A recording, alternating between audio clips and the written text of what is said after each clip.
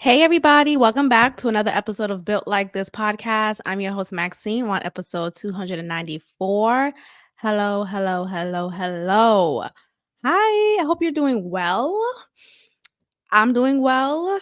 And I want to start off about, I think sometimes we get in like these struggle seasons and we think there's no hope, there's no light at the end of the tunnel. But as for someone who's working two jobs currently, who is literally working every day of the week, I feel hopeful. I feel like I am working to create the life that I want for myself. And my struggle season is almost over. Let's just say that. I have faith, I have hope, and I have grit. And I'm just really proud of myself, honestly. I feel like I've been just in a funky mindset in recent years, or probably like my whole life, but feeling like, you know, um, there's no other hope. This just is what it is. But after a while, once you keep on trying to figure things out, eventually you figure it out. And here I am figuring it out. So anyway, I say all this to say, wherever you are in your life, if you are in a struggle season, and struggle season just means if you are struggling financially, emotionally, mentally, whatever it is. But for me, it's just been like financially. I try to extend hope as best as I can so that I can feel hopeful. And I think things are picking up for me. So my struggle season is almost over. And it's really what I'm naming this season for myself is my coin season, is my rich bitch season. It's my setting myself up for success season. So that's what I'm doing. So every day when I'm waking up to go to work, literally people say, oh, I go to work every day. No. I go to work every day.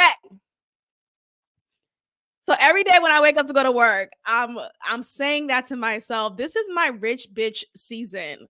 Every time I log in and record an episode for you all, I love what I do as far as, like what I do like 9 to 5 and what I do on my podcast. Like I love having this podcast.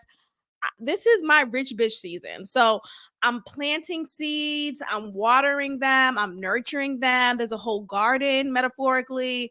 All of this to say, I believe that there is fruit coming out of the seed. There's fruit being manifested from the seeds. So, rich bitch season. If you are in your rich bitch season, if you are working towards your rich bitch season, I salute you. I am here with you, and all is well. You'll find your moments of sigh, of needing a nap, or wanting to just like, I'm done, I don't want to go in today, I want to take a day off. Just remember, you are planting the seeds for your rich bitch season. So anyway, there we have it. Okay, so I want to start off with talking about Beyonce. Beyonce. Hey, Skip. Come on, Skip. Well, that's another topic. Let me write that down. I forgot to write that down earlier. So Beyonce is the first one we're gonna get into, and then we'll get into Monique's son, talking about her parenting or lack thereof, as well as Shannon Sharpe responding to alleged rumors. Well, rumors of him allegedly being bisexual or gay all together, because I don't think he's ever been married. And ever since he's had these guests on his show, specifically comedians coming on the show, letting out their grievances, now there's been some smoke going towards Shannon Sharpe for even allowing such a platform to have these guests come on. So that's pretty interesting. So Mike X called him a little sissy boy. Anyway, let's talk about Beyonce first. So Beyonce came out with a hair care line called Sacred. And it's spelled differently, of course, because why not? It's spelled Cecred. And yeah, I'm assuming it's pronounced sacred. So anyway, it is a new hair care line, and she gives the commercial or just a trailer of it talking about how, there's wisdom in our hair. And I'm assuming she's focusing this line on Black women or other women of color, because what wisdom is in white people's hair? That's one. But anyway, she is coming out with this line. She's inspired by her mother because her mother was a hairstylist while Beyonce was younger.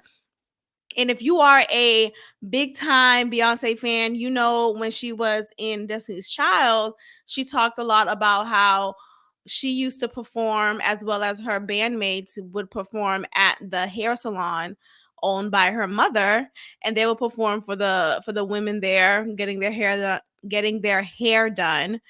And that was their second home, essentially. That was where they really understood what it means to perform at a young age and put together a show and receive feedback. So Beyonce knows what a hair salon is, particularly a Black hair salon.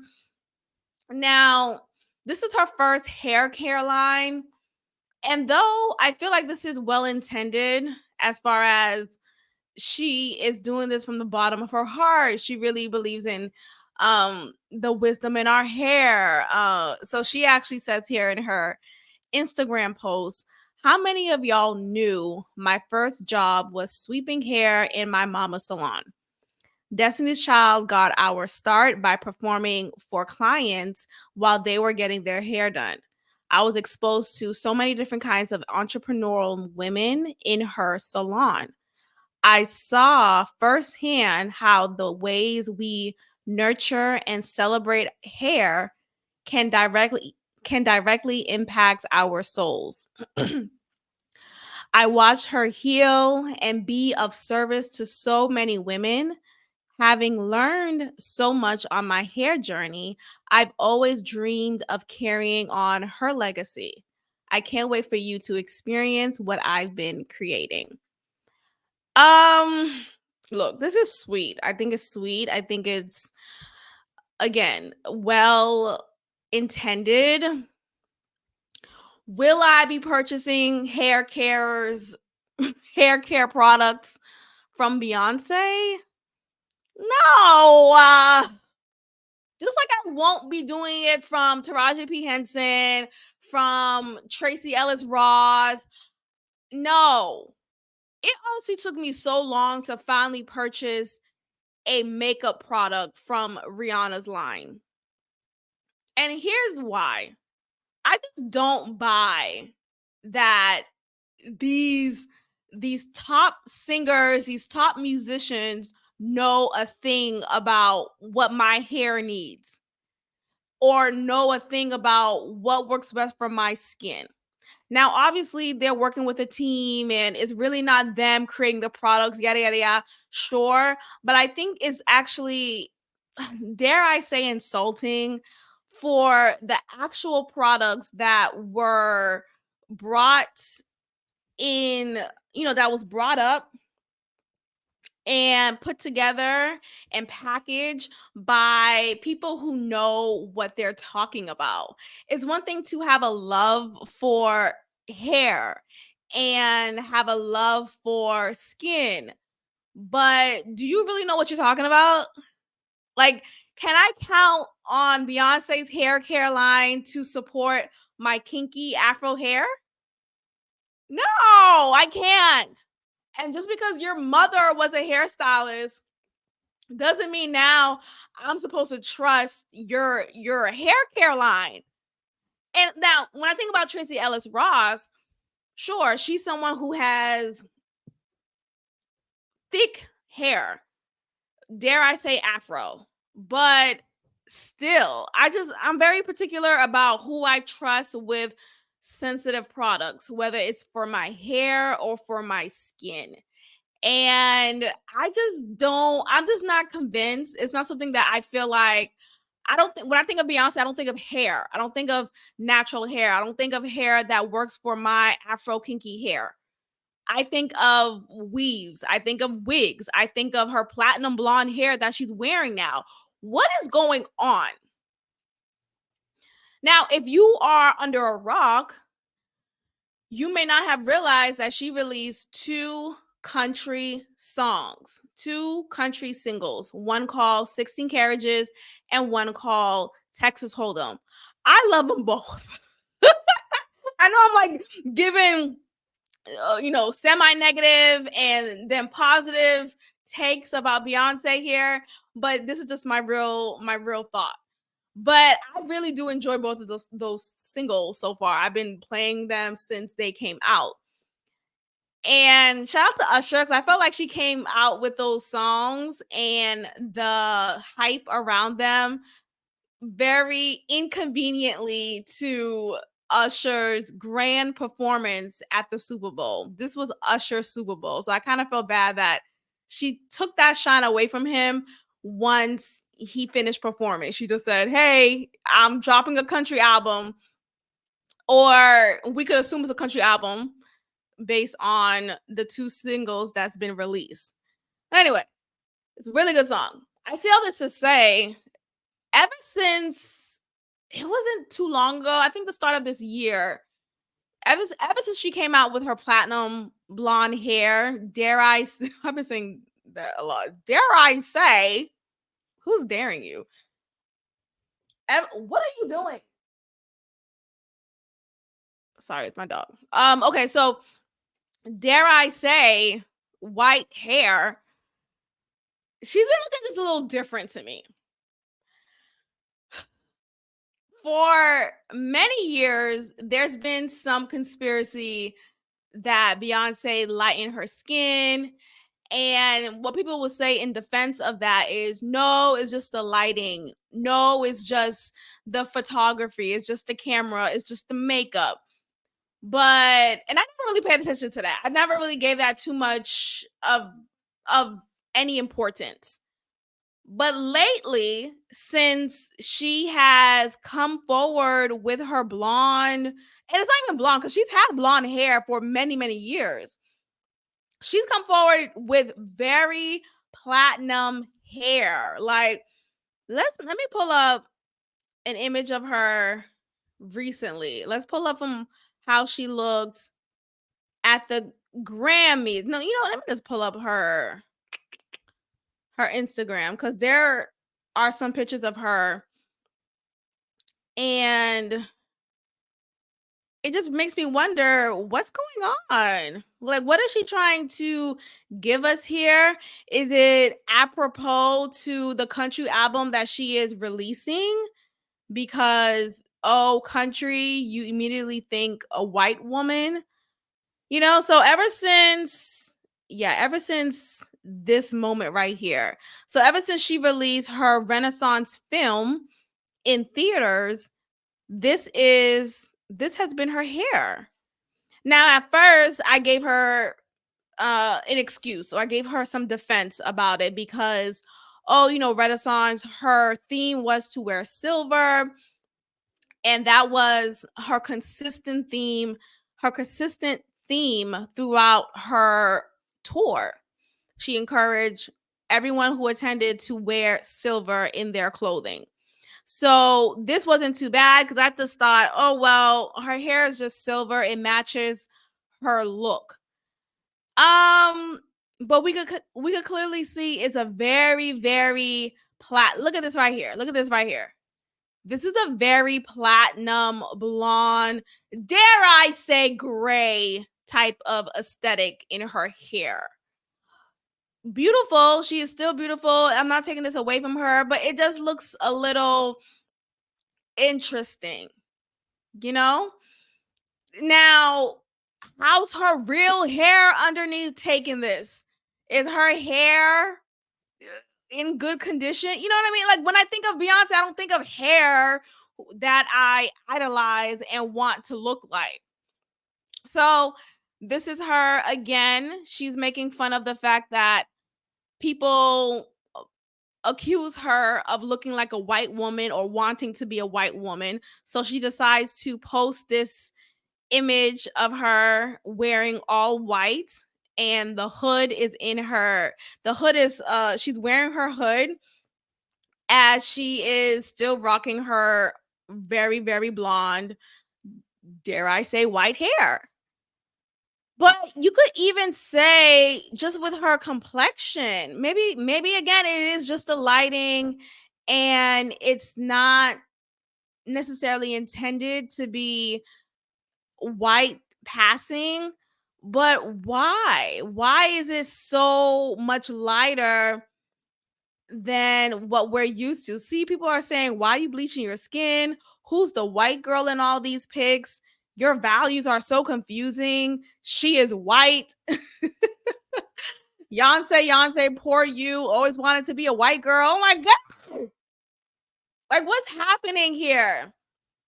And if you're following on the YouTube, you are seeing the images. So if you are just listening, make sure you check the YouTube video out so you can see what I'm talking about, and make sure you are subscribed. Thank you so much. So yes, we see a very blonde woman here. So now she releases this country single, two country singles, and it's quite interesting. Like, it does make me wonder what her intentions are, what she's trying to prove. And I don't know. I don't know. Ugh, I don't know. So look at her right here. Where at the Grammys, her hair is it's not even blonde, y'all. It's a gray color. So anyway, the conspiracy is she is doing everything possible to win album of the year next Grammy. So her intention is to look like a white woman and to release a country album. That's the conspiracy.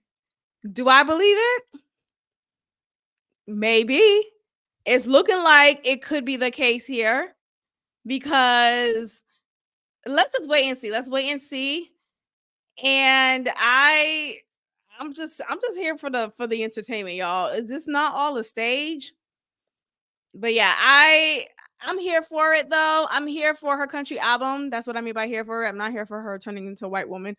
But I'm here for the country album. And if you are a longtime Beyonce fan, you know that Beyonce has been released songs that were country-ish. So there's this song called Daddy's Lessons, right? Let me make sure I get it right. That's another great Beyonce song that came out in, yeah, Daddy Lessons. That came out in what album was that in? Is it Lemonade?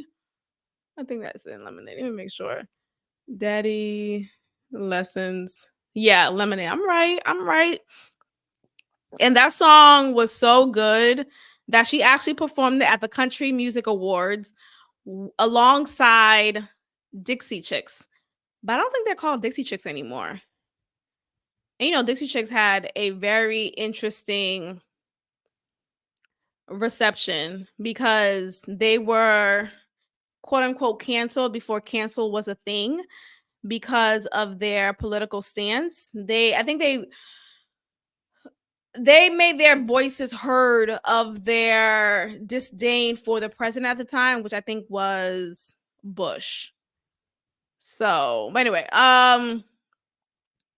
there we go. I was right. Look at me knowing my history. Okay, yeah. So at a concert in London, during their Top of the World tour, the lead singer, Natalie Maines, she's the one who is shorter. She's the shortest out of all of them. When she's the lead singer, she's the one always in the middle. She said that the Dixie Chicks were ashamed to be from Texas, the same state as Bush, and that they did not support the imminent invasion of Iraq. So that was a very, very big deal. That was a very big deal because how dare they?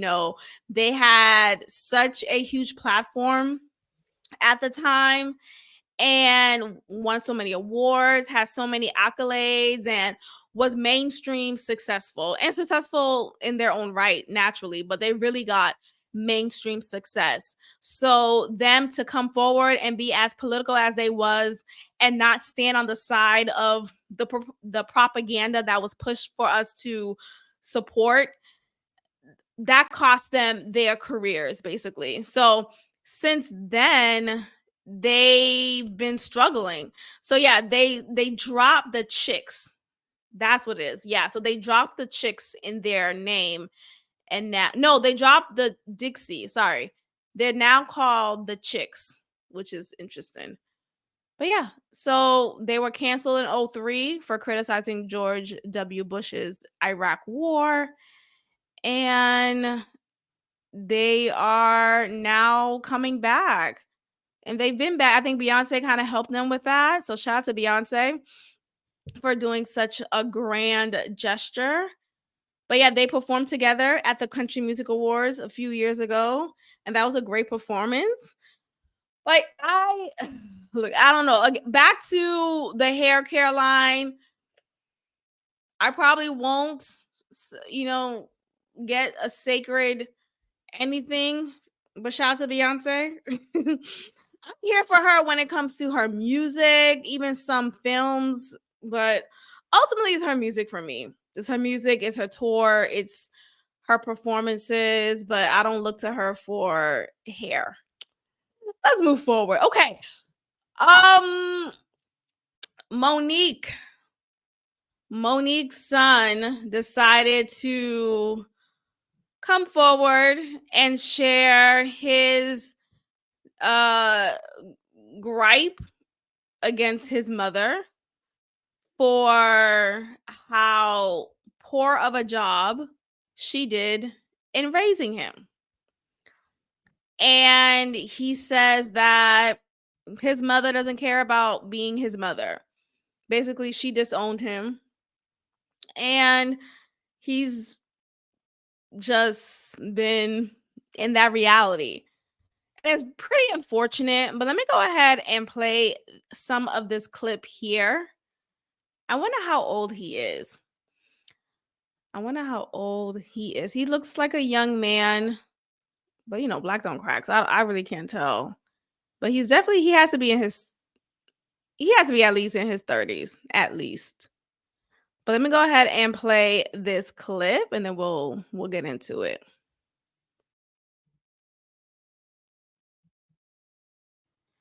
Hi, I am Shalon. I am a stand-up comedian, Monique's oldest son. Um, I guess I felt the need to make this video to just provide some context into this false narrative about her praying to the universe in order to reconcile our relationship or whatever the hell it is.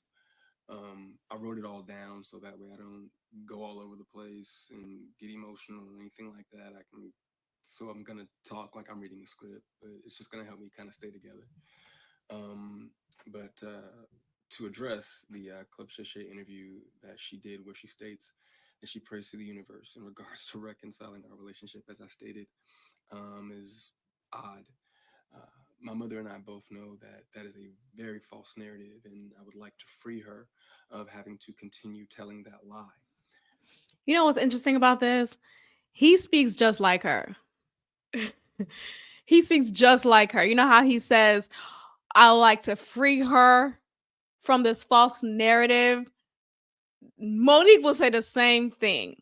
Monique has spoken in such a manner similar to this. And when she's talking about Oprah, Tyler Perry, Oprah, I want to call you to the carpet because as a black woman, I want you to free me from this narrative of being angry and you know what I mean? Like she'll speak in this way just like he's doing right now. So I just think that's so ironic. He is his mother's son. Faith without work is dead, and neither one of us put forth any effort to reconcile with the other. We are separate, as she put it, because she doesn't care to be my mother any more than I care to be her son. Neither one of us has had the desire to reach out to the other in a very long time. So there we have it. He says that neither one of them has had the desire to reach out to the other. Neither one of them has cared to put an effort to reconcile and really put forth a healthy mother and son relationship. And I do remember Monique mentioning in her interview with Club Shay Shay that her and her oldest son are estranged. And she said it in a way that was very, not necessarily sad. Like, she said it in a way that's like, yeah, I mean, it is what it is. You know, because at the time, I don't know if Monique had him young, but she talked about him in a way to say, because she was starting off in her career, she really did not spend much time with her eldest son. She did not give much energy to that relationship. And there we have it. So it's pretty sad because we actually know, well, I know that she has other kids. She actually has twin boys outside of this eldest child. So I wonder what his relationship like with those kids, with his siblings. Well, let me see if I can this clip real quick and see exactly what she said. Looks like the clip is not showing. Okay, anyway, the point is, despite what Monique said on Club Shay Shay, she made it seem like, yes, we don't have a good relationship, or we're not close, we're estranged. And I desire for us to have a better relationship. Despite that, it didn't come off genuine because his son could tell you very straightforward that this has not been effort put forth by her at all at any point in recent years or however long it's been, nor has it been put in effort for him either. So at this point, you know, they're both, well, he's an adult at this point. She's been the adult in the relationship, but he's an adult also. And I do wonder exactly what took place or how much of a disrespect, like, how much did disrespect play into their relationship? It seems like with Monique, though, she is someone who she's good with the cutoff. Like, she will cut you off. Clearly, she's cut her whole family off. And it's unfortunate, to say the least. It's unfortunate, but some people are just no tolerance, regardless of who you are, regardless of our relation.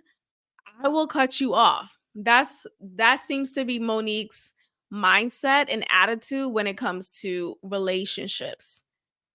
So we see here with her son, he obviously was cut off. Not on some financial point.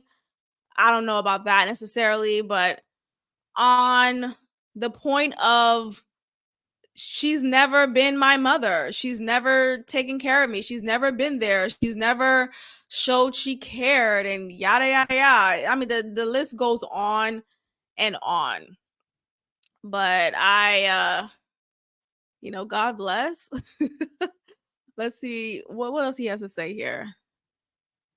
It's all sad, I would say, because to have a son say that, or any child, is just pretty unfortunate. And I don't think that either of us anticipates that feeling ever returning. Speaking with my mother directly, in my experience, will either lead to some odd newfound moment of clarity, or she retreats back to daddy to move forward with a conversation. And I'm tired of hearing my mother's truths. Okay, so now he's being shady. She'll refer back to daddy. You know what he's trying to say. He's not saying in a sense of his dad. He's referring to Monique speaking to her husband or referring to her husband as daddy. That's what she's saying. That's what he's saying here. And, my truth, my truth. Monique always uses that verbiage, my truth. The whole daddy thing is very interesting. Look, to each their own in their romantic relationships. I do find it to be a little odd. I don't find myself ever calling my man daddy because, nigga, what the fuck? Did I come from your balls? Did I come from your balls? It's weird. It's weird. Well, here's what I can say though. I do appreciate how much she stands in that. I like that. I like that she's like, yeah, I call him daddy and what? I like that she really respects him as her husband. I like that she knows her place as a woman, as a wife should. And I'm saying this as an intelligent woman. I'm not saying this in a way to pick me. Shut, I have to say that dumb shit. Oh, you just pick me. Shut up. It's stupid. It's stupid and it's lazy. Ultimately, we all have places. We all have positions that we play. And if you keep on trying to play the position of a husband while you're the wife, it's disorder. There's disorder. It's not going to last. So I like the fact that she is in her marriage and she plays according to her role and he plays according to his role. It's a yin and a yang. It's a is that you got to do that. It's a little dance, little shimmy. Nothing wrong with that. But there's a lot of these feminists are out here raging, so mad that she has daddy as her manager. And if only she got rid of daddy, then Monique will be free and she will have a better career, as if daddy doesn't care about. Like, shut up. Y'all are so miserable. It's insane. You have a woman who is happy in a marriage that works for her. The dynamics of the marriage works for her. And I actually believe it's a natural way of a man and a woman in a marriage, in a relationship, in a partnership that's romantic. I think it's a natural order. And I've been saying here on this podcast, when you stem away from the natural order of things, it will fall. It will falter. There are errors and it won't succeed. I don't care how much you try to rebel against naturalness. It's not going to work. It's not. So for them, they've also had an open marriage for quite some time. I remember her talking about that. And that worked for them for some time. And they decided, they have their dynamic. And it makes me cringe when I see these feminist women come on YouTube talking about, if only she got out now, how dare she have her husband has her manager and he needs to get his own job. And what? Are we not in a partnership? Because ultimately, even if he wasn't her manager, like by the books and, got a cut, X, Y, and Z, he would still be her manager as her husband, because that's the natural order of things. Yes, she's an autonomous woman and she could, don't mishear what I'm saying. Ultimately, when you are in a respectful relationship, albeit a marriage, you are submitting to the order of your husband under the impression that he is able to lead, under the impression that he's able to guide you and not let you get in the driver's seat and drive a car while intoxicated, Tiffany Haddish. And I think she very much deserved that stray that Monique gave her, because Tiffany Haddish wanted to slight Monique, talking about, oh, I don't do business like Monique. I don't have my man or calling him daddy and like trying to just slight her. And it's like, well, at least Monique doesn't have 2 DUIs within a year of each other. Like, please, please calm yourself, Missy. This whole feminist I could do it by obviously you can't do it by yourself. As a single woman, as a woman who's unmarried, as a woman who need no man, you're failing. You're failing in life. It's not working out. Go get you a man. Have him drill some order in your life. Order. Because it's not working. You're not working out. It's not working out, Tiffany. So shout out to Monique. Call your man daddy. Now, again, I'm not really.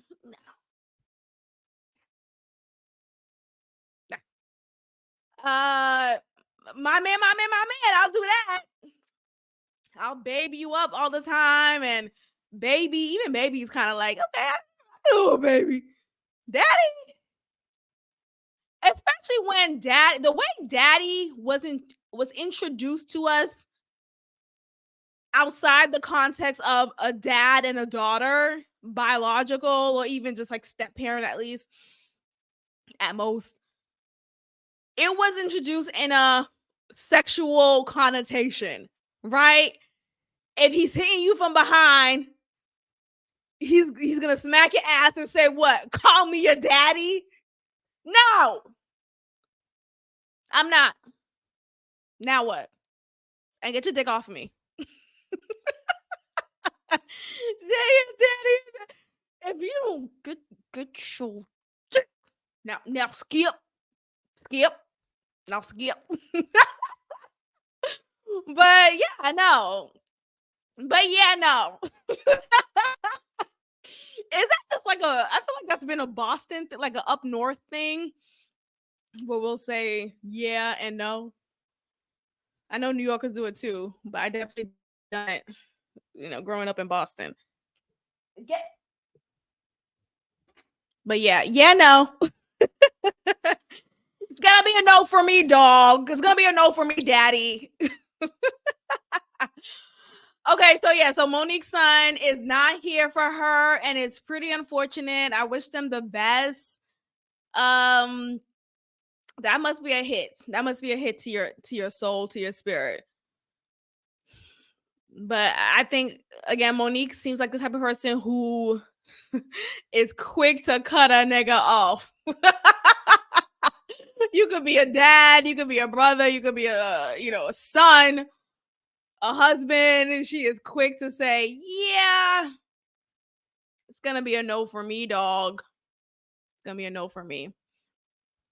So Shannon Sharpe decided to respond fairly quickly to some allegations of him being a sissy boy. A sissy boy. Now, Skip, you know I don't suck no dick, Skip. Skip, you know I don't suck no dick, Skip. Skip, it's gonna be me and you, Skip. So I'm gonna play this clip of a joke that that Mike Epps said of Shannon Sharpe.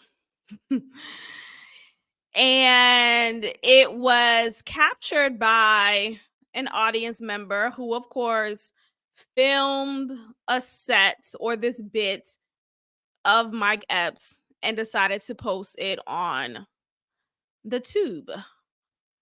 So Mike Epps has said since Cat Williams' interview on Club Shay Shay that he wanted to get some exposure. Like, dang, how come Cat didn't mention my name? Can I get mentioned here at least? Just mention my name, yada, yada, yada.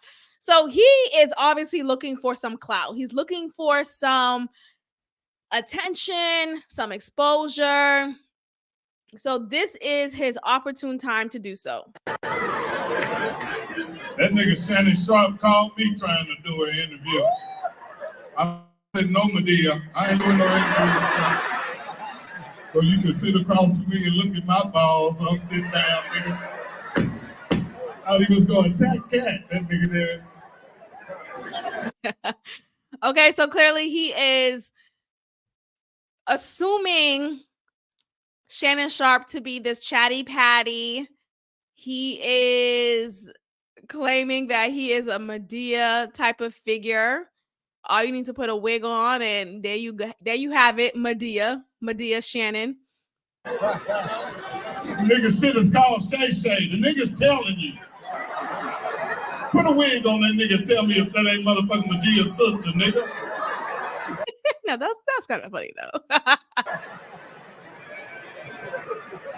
They exposing every motherfucking body. They got TD Jakes fucked up. Now that's fucked up.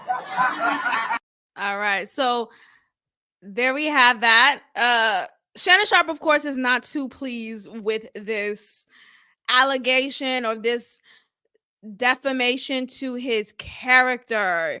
You know, why should he be seen as a bisexual or homosexual man just because he decides to call himself Shay Shay? Well, I mean, the joke writes itself, right? The joke writes itself. So he comes forward and he has a podcast with Chad Ochocinco. Now, here's the thing with that podcast. I find it to be so annoying because you have two men, just their face is just right on the lens of the camera, just like it's zoomed in. Now I'm wondering, am I zoomed in too? I'm trying to get my whole camera set, but in due time. So we're sticking to this setup, and I'm fine with it. But in due time, it'll be even better. But yeah, when I look at Chad Ochocinco and Shannon Sharpe's podcast together, I find it to be so annoying because they have strong faces, as men would. That is in alignment with their testosterone. Men typically have big noses. My dad has a big nose. Men typically have big ears. Like my dad has a big nose. I get my big nose from him. Shout out to big noses. But yeah, anyway, so let me go ahead and play this clip, which is of his response to Mike Epps. And like I said, he is not pleased. So, and I said, Mike, you tell me the fun in it for me that you can lie on my name. Mm-hmm. I said, and guys out there, if I said your wife has been flushed more than a stadium bathroom, you gonna be cool with that? Ooh. Hell no. And out.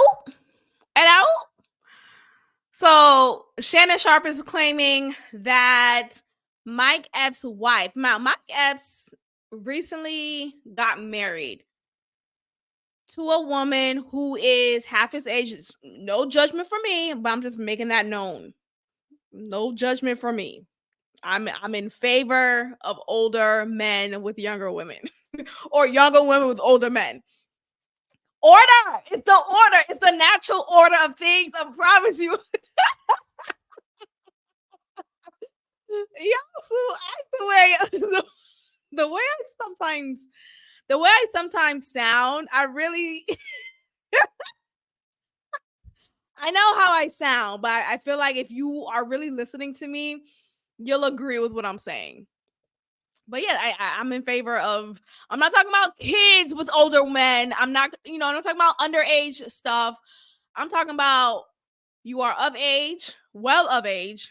So like in your mid-20s, find an older man and find some order in your life. Find an older man and find some guidance in your life. Yes, you should find a reflection of your father. There's something wrong with like that's really the natural order of things. If you think about back in like in the biblical days, you find a man who can not even just support you, right, and provide, but who could guide, who could lead, who could be a man. And knowing how biologically women we tend to be more mature than men starting at a young age, but then eventually that grows out. So in order to meet that maturity or to be grown and to be taught, it's best matched with an older man. I'm just saying. Hands up, don't shoot. Come on. 15 years or older. That's it. 15 years or older. That should be the title of this episode. 15 years or older. Yeah, if you like what I'm saying, like this video. Like this video. Tell me what you think. Also leave a positive message, positive review on the tube, as well as Spotify and Apple Podcasts. Okay, let me get back to what I was saying. So let me continue with this. How you not? If I say things about you, if you got a child that's slow and I made jokes about that, you okay with that? No. So why should I be okay? It's just joke. And I told him this. I said, what I'm starting to see is that jealousy, hate, and envy is being disguised in jokes. I said, that's what I'm seeing. Oh, it's just a joke. He a comedian. I ain't never hear him call nobody else that. I ain't never hear him say anything else about that. I ain't hear him lie on nobody else's name. Why me?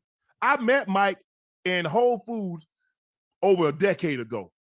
We had a conversation in Whole Foods about 10 minutes. We exchanged information. The next time I heard from Mike Epps, he had DM'd me about coming on Club Shay Shay. That was it. So that's truly where it starts from. Mike Epps alleges that Club Shay Shay, that Shannon Sharpe was trying to get him on the show. That he was trying to persuade him to come on the show and have, an interview with him, just as he did with all the other comedians that he's had on so far. So Mike Epps' response was absolutely not. And basically what you heard from the clip that I shared a moment ago.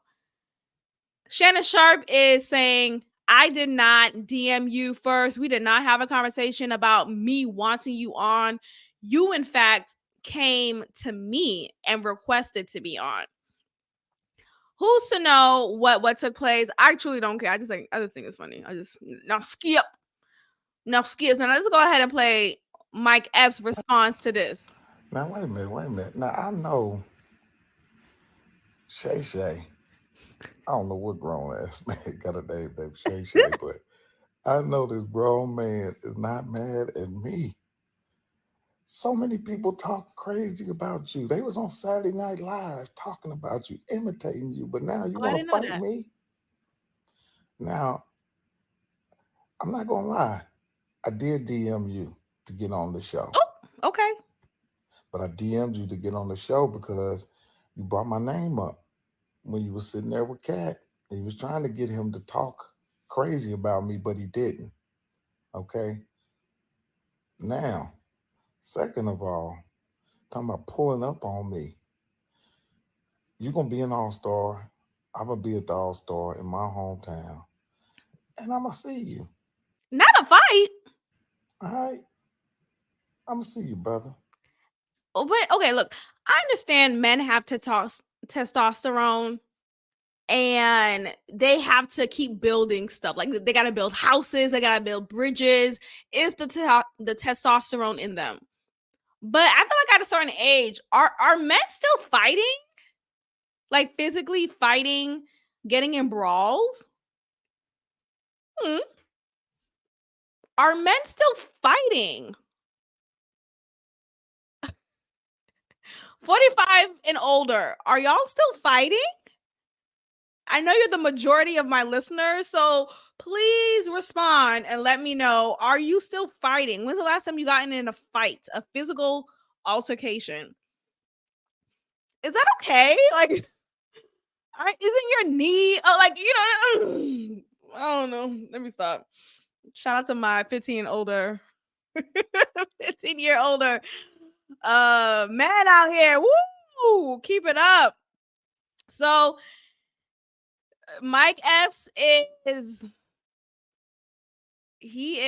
saying, look, you could come see me. Come see me then. I'm gonna be here in Idaho. You the hoe. My wife's a hoe. We hoes. Am I okay? Now skip. Now skip. Now Mike, you know I didn't hit you up, Mike. Now Mike, it's like he talks with the sides of his tongue pinched and his tongue hanging out. Okay, let's move forward. So I've been watching this guy on YouTube, this white guy on YouTube, who, before I even tell you this, y'all, let me tell you something about me. If I'm being entertained, I do not care about no PC shit. If I am being entertained, if you're making me laugh, if you're making me wonder, if you're making me be curious, if you're making me be in awe, I do not care your lack of PC in your rhetoric. I do not care. You could be the most politically incorrect person. Now, obviously, you should know this about me. This podcast is built on being politically incorrect. Incorrect with a quotation mark. So I say all this to say, I've been watching this guy named Red Bar on YouTube, and call me late because he's been around for a while, apparently. He is a white guy who says, nigga this, nigga that, nigga this and that. Nigga this, nigga that, nigga this and that.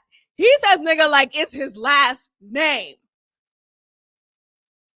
And at first, when I saw that first clip, or when I watched a video, the first video of his that I watched, and he was impersonating a black person and like had this whole dialect and included nigga in his impersonation, I was like, nigga what? Nigga who? And it was so good. The way he like, if it felt like he studied black people. Like he knew how to say it. He didn't say it with the ER type, the twang, the typical racist way to say it. There's racist ways to say it, right? But he said it as a nigga, as a black man would. And I was just so taken aback. I was taken aback. And you know what I did? I kept watching. I'm on his 14th video. And apparently, I don't think he's actually on YouTube, but there are fans of his who upload his content. So there's shortened clips that are technically short because his episodes are actually hours long. He filmed episodes for a good 8 hours, but I think he releases them like once a month type of thing. So he gets all of his shit off in those 8 hours. And you'll find that on his website. Look at me promoting him. Look at this nigga bitch promoting this man. So he says nigga not every second, but it's not random. I mean, sure, it may not be apropos, but it's not random. It's all in relation to what he's saying and to whatever the topic is. Anyway, I say all this to say I am so tuned in. I'm so locked in because he is so interesting. He's so entertaining. So shout out to Red Bar. Shout out to Red Bar. But basically, yeah, his content is basically hate watch. there is an avenue for watching something and hating on it every episode after episode after episode. Like, there's no love for any of the shows that he watched, for any of the, and it's not even shows I'm talking about podcasts. He focuses on different podcasts and different topics too, like pop culture topics. Like, he recently was talking about Diddy and the allegations against him regarding Cassie. But yeah, he is known for, Red Bar is known for talking about all of these white comedians: Joe Rogan, Bert, Tom Segura, Andy Hinchcliffe, like all of them. He just goes in on them. He ridicules everything that they do. He goes bit by bit in an episode, and it's just so entertaining. Shout out to Red Bar. He can say nigga all the time. I am not offended. But yeah, I'm trying to take words seriously like that. Like, the words that we're supposed to quote unquote be mad at, I don't let them dictate my mood. I dictate my mood. So if I'm choosing to be mad at something, then that's me choosing to be mad at it. But if you're telling me to be mad at something because this is the appropriate response according to our society, then I am choosing to not be mad at it. Like, I am purposely rebelling as an Aquarius would. So yeah, shout out to him. Okay, so I didn't even get to the topics that I have listed. So shout out to that. But I think I'm ready to lock it out. Thank you for tuning in. I'm sorry for the delay, but here we are. The Tuesday episode is out, is here. You're listening to it right now. If you've enjoyed this, make sure you have liked the button on YouTube and you click the notification button. And you are also subscribed on Spotify and Apple Podcasts. And please leave a positive review. I greatly appreciate it. I will check in with you all next time. Peace.